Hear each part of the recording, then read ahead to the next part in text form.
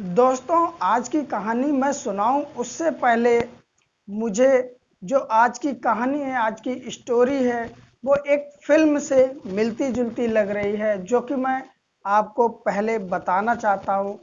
एक फिल्म होती है, उसमें दिखाया गया, थोड़ी पुरानी फिल्म है, शायद आप लोगों सबने देखी होगी, मैं नाम नहीं लेना चाहता हूं। अगर फिल्म का नाम आप लोगों को पता हो तो कमेंट जरूर करें। वो फिल्म में दिखाया गया होता है कि एक पति पत्नी की शादी होती है, और शादी होने के बाद में पत्नी अपने पति के साथ रहती है, लेकिन पति को शराब की और जुए की आदत होती है।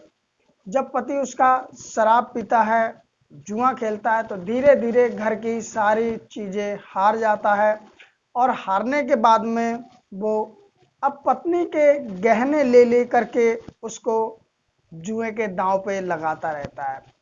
और उसके बाद में वो जब गहने भी हार जाता है, तो उसके जो दोस्त होते हैं उन सबकी नज़र उसकी पत्नी पे पड़ जाती है, और उसके दोस्त कहते हैं कि एक काम करो, तुम अपनी पत्नी को ही दांव पे लगा दो, क्योंकि उसकी पत्नी खूबसूरत थी। वो कहते हैं आज तक तुमने जो भी हारा होगा, अगर तुम जीत गए मैं सब तुमको दे दूंगा। वो क्या करता, अपनी पत्नी को दांव पर लगा देता है, और उसके बाद में वो अपनी पत्नी को भी हार जाता है। और हारने के बाद में वो फिर जो उसके दोस्त होते हैं, वो सभी लोग मिलके उसके पत्नी की इज्जत लूटने की कोशिश करने लगते हैं। वो अपनी जान बचा करके भाग जाती है, और किसी तरह से एक दरिया होता है वहां तक पहुंच के उसी में कूद जाती है। ऐसे कुछ फिल्म का वो सीन होता है, जो कि मैंने भी देखा, हो सकता आप लोगों ने भी देखा हो। लेकिन आज की जो कहानी है ठीक इसी प्रकार की है, जो कि आप लोग जब सुनोगे तो आप भी हैरान हो जाओगे कि एक व्यक्ति होता है, वो जुए का इतना आदी हो जाता है, अपनी पत्नी तो नहीं लेकिन अपनी साली को दांव पर लगा देता है।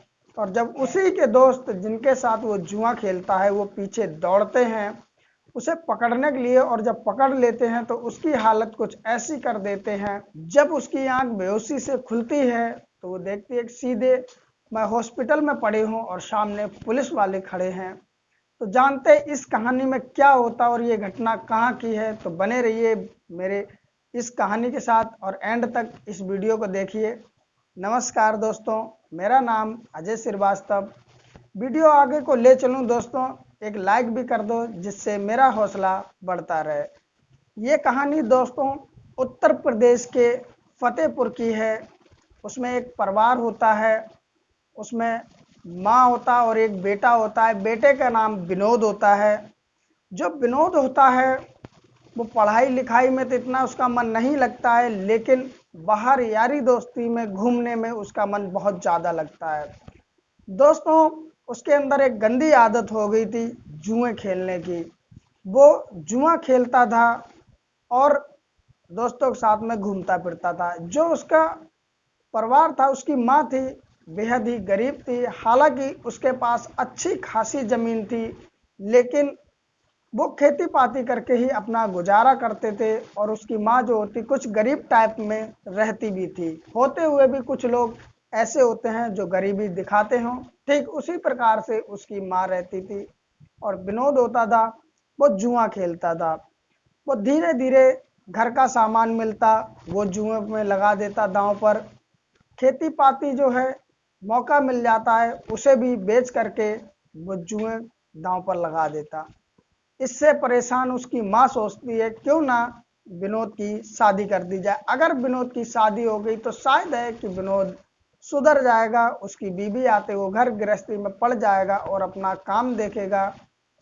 ये सोच करके उसकी माँ एक अच्छा रिश्ता ढूंढने लगती है। बहुत जल्दी उसका रिश्ता ढूंढने का सिलसिला भी खत्म हो जाता है, क्योंकि उसको एक रश्मि नाम की लड़की पसंद आ जाती है। दिखने में बहुत ज़्यादा खूबसूरत होती है, और बहुत ज़्यादा वो सीधी और अच्छाई से संपन्न लड़की होती है। विनोद की माँ को जब रश्मि पसंद आ जाती है तो उसके साथ में विनोद की शादी फिक्स कर देती है, और एक तारीख छठ के सामने आती है जिस तारीख में उन दोनों की शादी होनी होती है। जब रश्मि विनोद को देखती है तो विनोद भी पसंद आ जाता है, क्योंकि विनोद भी अच्छा सुंदर लड़का होता है। किसी के अंदर क्या है ये कोई नहीं जानता है, जब उसके साथ रहो उसे बरतो तब पता चलता है। अब समय वो आ जाता है जब विनोद और रश्मि की शादी वाला दिन होता है और इन दोनों की शादी हो जाती है और विदा होकर के रश्मि अपने ससुराल यानी कि विनोद के घर पर आ जाती है। दोस्तों, समय धीरे धीरे कटता रहता और इधर विनोद जो होता उसके लिए रश्मि नई होती है, तो वो सोचता है अगर अभी शराब और जुआ ये सब करेंगे, जुआ खेलेंगे, तो मेरी पत्नी क्या सोचेगी। इसलिए कुछ दिन के लिए जो विनोद होता है जुआ खेलना और शराब पीना छोड़ देता है। छोड़ने के बाद में अब विनोद की माँ को भी लगता है कि शायद मेरा फैसला ठीक था, क्योंकि विनोद की शादी होते ही इसने शराब और जुआ छोड़ दिया।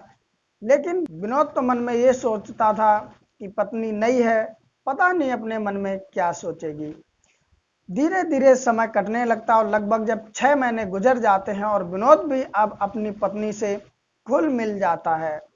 जब घुल मिल जाता है तो वो सारी बात अपनी पत्नी को बताता है कि मैं जुआ खेलता हूँ और अपनी किस्मत आजमाता हूँ। मेरे कई दोस्त जुए में बन गए हैं जो आज बहुत अच्छी पर्सनैलिटी लेके घूमते हैं। मैं भी यही सोच करके जुआ खेलता था, लेकिन जब से तुम आई हो मैंने जुआ खेलना बंद कर रखा है। लेकिन मैंने फिर से विचार किया है कि मैं फिर से जुआ खेलूंगा, कहीं मेरी भी किस्मत बदल जाए। उसकी पत्नी रश्मि जो होती है ज़्यादा कुछ तो उसको नहीं कहती है, क्योंकि वो उसका पति है और अभी नई शादी हुई है। ज़्यादा बोलेगी तो हर कोई सोचेगा कि ये बहुत ज़्यादा बोलती है। तो वो इतना ज़रूर कहती है कि जुआ और शराब ये बहुत गंदी चीज़ है, अगर जुए की आदत किसी को लग जाए तो घर बर्बाद हो जाता है। लेकिन ये बात उसकी रश्मि की विनोद को समझ में नहीं आती है और वो फिर से जुआ खेलना चालू कर देता है। धीरे धीरे दोस्तों, अब घर के बर्तन बेच बेच कर विनोद जुआ खेलता। जब वो हार जाता है तो माँ के गहने बेच करके जुआ खेलता है। वो भी हार जाता है तो उसके बाद में वो अपने पत्नी के जेवर बेच के जुआ खेलता है और वो भी हार जाता है। तो अब वो अपने खेत बेचने लगता है और जुआ खेलता रहता। धीरे धीरे समय वो आ जाता है कि बिल्कुल बर्बादी की कगार पर विनोद आ जाता है। सब कुछ एक तरह से हार चुका होता है। लेकिन जो रश्मि होती है वो ऐसे में भी अपना पतिव्रता धर्म निभा रही होती है। वो विनोद को छोड़ करके नहीं जाती, बल्कि मुसीबत में उसका ही साथ देती और साथ में रहती है और विनोद को समझाती है जो हुआ सो हुआ, अब ठीक से चलो जुआ खेलना बंद कर दो, क्योंकि जुआ ने हमें तुम्हें बिल्कुल बर्बाद कर दिया है। लेकिन जो विनोद होता है वो उसके मन में एक ही बात चलती रहती है कि कहीं ना कहीं मेरी किस्मत ही बदल जाएगी, इसलिए मैं जुआ खेलता हूँ। और होता भी ऐसा है, एक बार विनोद अच्छे खासी बाजी जीत जाता है, जिससे उसका मनोबल और ज़्यादा बढ़ जाता है। अब वो और बड़े दांव लगाने लगता है और धीरे धीरे वो हारता चला जाता है। कहते हैं समय कब किसका बदल जाए किसी को पता नहीं। एक बार वो जीतता जरूर है, लेकिन उसके बाद में फिर धीरे धीरे हारने लगता है। दोस्तों, इधर रश्मि की एक छोटी बहन होती है जिसका नाम सोनी होता है। वो अपने ही घर रह करके पढ़ाई करती है। जब सोनी की पढ़ाई कंप्लीट हो जाती है तो सोनी अपने पिताजी से कहती है कि पापा मैं ब्यूटिशियन का कोर्स करना चाहती है, यानी कि ब्यूटी पार्लर का। तो उसके जो पिताजी होते हैं वो भी सोचते हैं कि सोनी की पढ़ाई कंप्लीट हो गई है, इसको कोर्स करा दिया जाए। तो अपने एक पड़ोस गांव होता है, उसमें एक ब्यूटी पार्लर की दुकान होती है। वहां पर वो जाते हैं और सोनी के लिए बात करते हैं। कहते हैं मेरी बेटी ब्यूटी पार्लर का काम सीखना चाहती है, तो उसको वो ब्यूटी पार्लर के काम सिखाने के लिए उस दुकान पर भेजने लगते हैं। अब सोनी रोज ब्यूटी पार्लर का काम सीखने उसी गांव में जाया करती और शाम को घर वापस आया करती। सोनी बेहद ज़्यादा खूबसूरत होती है, गोरी होती है और अब वो रोज जाया करती ब्यूटी पार्लर का काम सीखने। और जब उधर से आया करती थी तो कुछ छिछोरे टाइप के जो लड़के होते हैं 2-3, वो उसका पीछा किया करते थे और भद्दे भद्दे कमेंट किया करते थे। लेकिन सोनी जो होती है वो चुपचाप अपने घर चली जाया करते, क्योंकि वो भी अच्छे घर से थी, तो वो भी उन लोगों को जवाब देती नहीं है, चुपचाप घर आ जाया करती थी। लेकिन दिन पे दिन ये काम बढ़ता चला गया। जो सोनी है उसका पीछा करते करते एक दिन वो लोग सोनी के घर तक आ जाते हैं। जब सोनी परेशान हो जाती है तो ये बात अपने पिताजी को कहती है कि पिताजी, कुछ लड़के हैं जो कि मेरे पीछे पीछे आते हैं और गंदे गंदी बात बोलते हैं, मैं परेशान हो गई हूँ इससे। उसका सोनी का जो पिता होता है वो भी बहुत ज़्यादा सीधा और सज्जन व्यक्ति होता है। वो इस बात पे बहुत ज़्यादा दुखी होता है कि करें तो करें क्या, बेटी को भी ब्यूटी पार्लर का काम सिखाना है, लेकिन इस तरह अगर मैं कुछ कहूँगा नहीं तो ये लड़के हैं मेरी बेटी से किसी दिन बदतमीजी कर बैठेंगे। उसका जो पिता होता है सोनी का, वो ये सारी बात अपनी बड़ी बेटी रश्मि को बताता है। जब रश्मि ये सारी बात सुनती है तो वो अपने पिताजी से कहती है कि पिताजी, सोनी को मेरे यहाँ भेज दो, मेरे गांव में एक ब्यूटी पार्लर की अच्छी दुकान है, मैं उसी पर उसको काम सिखा दूंगी। सोनी भी ये बात मान जाती है और अपने पिताजी के साथ में अपनी बड़ी बहन रश्मि के यहाँ पहुँच जाती है। अब वहाँ पर वो रह करके ही ब्यूटी पार्लर का काम सीखने लगती है। और इधर जो विनोद होता है वो जुआ खेलता है अपने दोस्तों के साथ, तो उसके दोस्तों की नज़र भी उसकी साली पर पड़ जाती है, सोनी पर। सोनी बेहद खूबसूरत गोरी होती है, लेकिन वो दोस्ती की वजह से कुछ कह नहीं सकते, कुछ कर नहीं सकते, लेकिन मन में उनकी नीयत में खोट आ जाती है और दिन पर दिन विनोद के साथ में वो जुआ खेलते रहते हैं। जो सोनी होती है वो ब्यूटी पार्लर का काम सीखती रहती है। अब एक दिन विनोद सब कुछ हार जाता है तो उसके पास जुए के दांव में लगाने के लिए कुछ भी नहीं होता है। इधर वो बैठे बैठे शराब भी पी रहा होता है, तो विनोद के जो दोस्त थे जिनका नाम था चंदन और रत्नेश, तो रत्नेश कहता है कि विनोद, बुरा ना मानो तो एक बात कहें। तो विनोद कहता है बताओ। तो रत्नेश कहता है कि तुम दांव पर अपनी साली लगा दो, अगर तुम जीत गए तो मैंने आज तक तुम्हारा जो भी जीता हुआ धन है वो सब तुम्हें वापस दे दूंगा, जो भी जीती हुई जमीन है सब वापस दे दूंगा, और अगर हार गए तो तुम्हारी साली मेरी हो जाएगी। विनोद भी नशे में था, शराब के नशे में। उसे ज़्यादा कुछ समझ में आता नहीं है कि क्या मेरे लिए अच्छा है और क्या मेरे लिए बुरा है। साली जो है वो तो सिर्फ ब्यूटी पार्लर का काम सीखने के लिए आई है, वो तो पराई लड़की है, लेकिन उसको ये कुछ समझ में नहीं आता है। और वो जब ये बात सुनता है कि मैं अगर ये दांव जीत गया तो मेरा हारा हुआ सारा धन और ज़मीन वापस हो जाएगी, वो राजी हो जाता है और अपनी साली को दांव पर लगा देता है।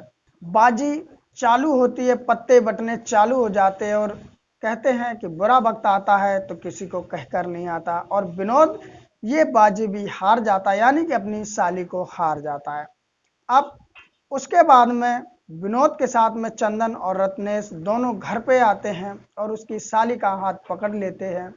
वो बचाने की गुहार लगाती है तो उसका जीजा जो होता है वो कहता है कि मैं कुछ नहीं कर सकता हूँ क्योंकि मैं तुम्हें दांव में हार गया। जब इतनी बात सोनी सुनती है तो बहुत ज़्यादा घबरा जाती है और वहाँ से भागने लगती है। जो चंदन और रत्नेश थे वो भूखे भेड़िए की तरह झपट पड़ते हैं सोनी के ऊपर, और झपटने के बाद में उसे पकड़ लेते हैं और पकड़ने के बाद में एक ऐसी जगह, सुनसान जगह ले जाते हैं जहां पर वो सोनी के साथ में शारीरिक संबंध बनाने का उस पर प्रेशर डालते। लेकिन सोनी जब मना करती है तो वो दोनों मिलकर के सोनी की बेल्टों से मार लगाते हैं। जब सोनी को बेल्टों से मार लगाते हैं, सोनी भागते भागते अधमरी तो वैसे ही हो चुकी थी, उसके अंदर जितनी दम थी उतना भागने का प्रयास किया लेकिन वो ज़्यादा नहीं भाग पाई। वो दोनों पकड़ के अब उसे मार लगाते हैं और उसके एक एक करके कपड़े भी उतारते और उससे अब बारी बारी करके शारीरिक संबंध बनाते रहते। अब दोस्तों शारीरिक संबंध बनाने का सिलसिला जारी होता है, तो एक के बाद एक दोनों बारी बारी शारीरिक संबंध बनाते रहते हैं और उसको मार मार के अधमरा कर दिया।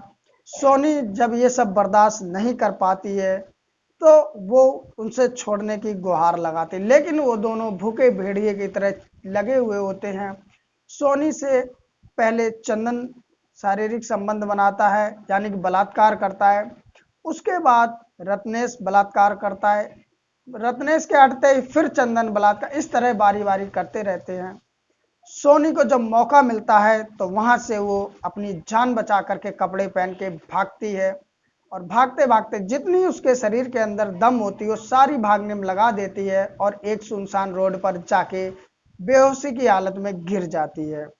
जब वो गिर जाती है उसके बाद में उसे जब होश आता तो वो देखती है कि मैं एक हॉस्पिटल में हूँ और सामने 2-3 पुलिस वाले खड़े हुए हैं। जब सोनी ये सब देखती है तो पुलिस वाले देखते कि सोनी होश में आ गई, तो वो पूछते हैं कि तुम्हारे साथ क्या हुआ। तो सोनी सारी बातें बता देती है और साथ में ये भी पुलिस वालों से पूछती है कि मैं हॉस्पिटल में कैसे आई।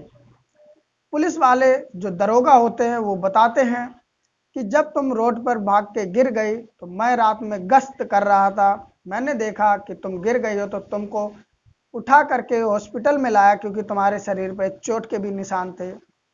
इस तरह जब दरोगा सारी बात सोनी को बताता और सोनी सारी बात दरोगा को बताती है, तो सोनी के बताए हुए बयान के आधार पर उसके जीजा विनोद को अरेस्ट कर लिया जाता है। विनोद के दोस्त चंदन और रत्नेश, इन दोनों को अरेस्ट कर लिया जाता है, और सोनी के बताए हुए ही बयानों पर, दिए हुए बयानों पर उनको गंभीर धाराएं लगा करके और जेल की सलाखों के पीछे डाल दिया जाता है। लेकिन दोस्तों, सोनी का अभी इलाज चल रहा है, वो जैसे ही ठीक हो जाएगी वो अपने घर भेज दी जाएगी। लेकिन दोस्तों, बात यह है कि शायद वो अपने गांव में रह के ब्यूटी पार्लर का काम सीखती तो वो लड़के सिर्फ गलत कमेंट करते हैं, लेकिन इतना हो सकता ना भी होता है सोनी के साथ, जो कि उसके जीजा ने उसके साथ किया। दोस्तों, सोनी के जो दिल पे ठेस लगी, जो जख्म लगे, वो तो नहीं भरेंगे, शरीर के भर भी जाएं, लेकिन जो दिल पे जख्म लगते, आत्मा पे जो जख्म लगते, वो नहीं भरते हैं और हमेशा याद आते रहते। दोस्तों, इस कहानी को लेकर के आपकी क्या राय है? और जो विनोद रश्मि की शादी होती है वो 14 नवंबर 2019 को हुई होती है, और अभी जो बाकी ये हुआ ये अब 2024 चल रहा है। तो दोस्तों, वीडियो के बारे में आपकी क्या राय है, प्लीज़ कमेंट में ज़रूर बताना। और दोस्तों, वीडियो अच्छी लगी तो एक लाइक कर दें, चैनल को कर लें सब्सक्राइब, जिससे मेरा हौसला बढ़ता रहे। और दोस्तों, चैनल सब्सक्राइब करने के बाद में एक बेल आएगी, उसे प्रेस करके ऑल पे कर देना, जिससे हर वीडियो मेरी आप तक पहुंचती रहे। इस वीडियो को सुनाने का उद्देश्य किसी की भावनाओं को ठेस पहुंचाना नहीं, बल्कि आप लोगों को जागरूक करना है। दोस्तों, फिर मिलते किसी नई सच्ची कहानी में, तब तक के लिए नमस्कार, अपना ख्याल बनाए रखिए।